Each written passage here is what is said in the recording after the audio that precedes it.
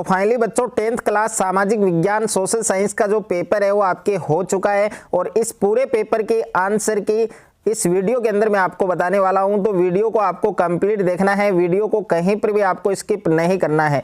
और जो क्वेश्चंस मैंने आपको बताए थे सेम टू सेम वही क्वेश्चन आपको इस पेपर में देखने को मिले हैं। और आपने 70 में से कितने नंबर का स्कोर किया है, कितने क्वेश्चन आपके करेक्ट हैं, कितने क्वेश्चन आपके रॉन्ग हैं, तो ये आप सभी बच्चों को कॉमेंट बॉक्स में जरूर बताना है। तो इस वीडियो में सामाजिक विज्ञान सोशल साइंस का ये पेपर और इस पूरे पेपर की आंसर की ये संपूर्ण हल है वो इस वीडियो के अंदर मैं आपको बताने वाला हूं। तो वीडियो को आपको लास्ट तक देखना है। तो सबसे पहले आपको इस पेपर के अंदर यहां पर आपके रोल नंबर है वो अंकों में लिखने थे, यहां पर आपको शब्दों में लिखना था। और यहां पर कुल प्रश्नों की संख्या आपके पास थी 43, यानी पेपर में कुल 43 क्वेश्चन थे आपके। और समय है वो आपको 3 घंटे 15 मिनट का दिया गया था। और ये पेपर सामाजिक विज्ञान का ये आपके टोटल 70 नंबर का था।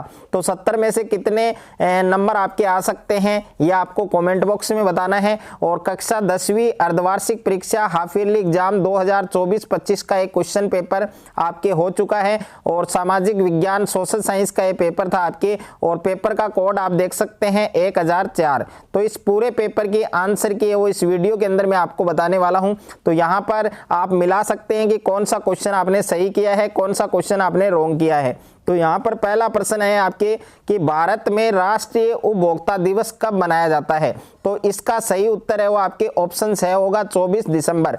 उसके बाद में दूसरा प्रश्न है आपके कि देशों के तीव्र एकीकरण की प्रक्रिया क्या कहलाती है। तो इसका करेक्ट आंसर आपके ऑप्शन है होगा वैश्वीकरण। अगर आपने सही ऑप्शन किया है तो ये आपका सही होगा। और तीसरा प्रश्न है आपके कि कॉर्न लॉ किस देश में लागू किया गया। तो इसका सही उत्तर होगा आपके ऑप्शन ब होगा ब्रिटेन। अगर आपने ऑप्शन ब किया है तो ये आपका सही होगा। उसके बाद में प्रश्न संख्या 4 है आपके कि जे.एन. टाटा ने भारत में प्रथम लौह एवं इस्पात संयंत्र कहाँ स्थापित किया। तो इसका सही उत्तर होगा आपके ऑप्शन ए होगा जमशेदपुर। अगर आपने ए ऑप्शन किया है तो ये आपका सही होगा, करेक्ट होगा। और पांचवा प्रश्न है आपके कि विश्व में सर्वप्रथम मुद्रण की तकनीक है वो किस देश में विकसित हुई थी। तो इसका सही उत्तर होगा आपके ऑप्शन बे होगा चीन। अगर आपने चीन किया है, ऑप्शन बे आपने किया है तो ये आपका सही होगा। प्रश्न संख्या 6 है आपके कि निम्न में से किस प्रांत में सीढ़ीदार खेती की जाती है। तो इसका सही उत्तर होगा प्यारे बच्चों ऑप्शन द होगा उत्तराखंड। उसके बाद में अगला क्वेश्चन है आपके प्रश्न संख्या 7 है आपके कि काली मृदा पर मुख्य रूप से कौन सी फसल उगाई जाती है। तो इसमें ए ऑप्शन आपका सही होगा कपास। उसके बाद में प्रश्न संख्या 8 है वन्य जीव संरक्षण अधिनियम किस वर्ष लागू किया गया। तो इसका सही उत्तर होगा आपके ऑप्शन ए होगा 1972। अगर आपने ऑप्शन ए किया है तो ये आपका सही है। उसके बाद में प्रश्न संख्या 10 है आपके कि इनमें से कौन सी एक फलीदार फसल है। तो इसमें फलीदार फसल कौन सी होगी, दालें होंगी, यानी ए ऑप्शन आपका सही होगा। उसके बाद में अगला प्रश्न है आपके प्रश्न संख्या 10 है कि भारत में प्रथम रेलगाड़ी चलाई गई थी। तो भारत में प्रथम रेलगाड़ी है वो कब चलाई गई थी, 1853 में। तो इसमें ए ऑप्शन आपका सही होगा। उसके बाद में प्रश्न संख्या 11 है आपके कि भारत में करेंसी नोट जारी किए जाते हैं। तो भारत में करेंसी नोट है वो कौन सी संस्था जारी करती है। तो यहाँ पर ऑप्शन ब होगा आपके रिजर्व बैंक ऑफ इंडिया यानी RBI। अगर आपने ऑप्शन ब किया है तो ये आपका सही होगा। उसके बाद में रिक्त स्थान वाले प्रश्न है। तो प्रश्न संख्या 12 है चंपारण में उगाने वाले किसानों का विद्रोह हुआ। तो इसमें नील होगा आपके।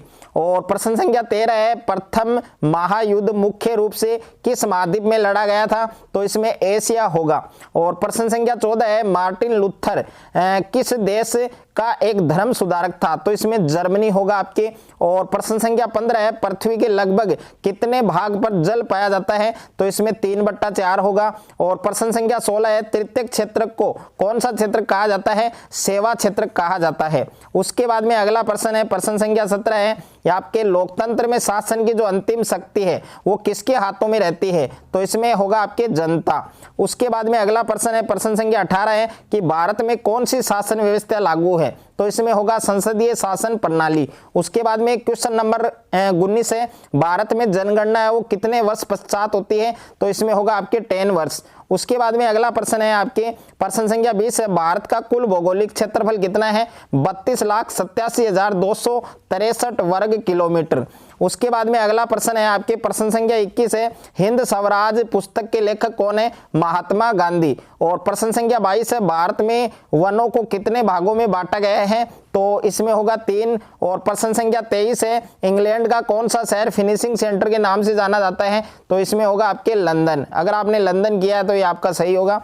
और प्रश्न संख्या 24 है, भारत की पहली सूती कपड़ा मिल कहाँ लगी थी? तो इसका करेक्ट उत्तर होगा कोलकाता। और प्रश्न संख्या 25 है, पंजाब केसरी का प्रकाशन किसने किया था? लाला जगत नारायण। और प्रश्न संख्या 26 है, बेल्जियम की राजधानी का नाम? तो इसमें होगा ब्रुसेल्स।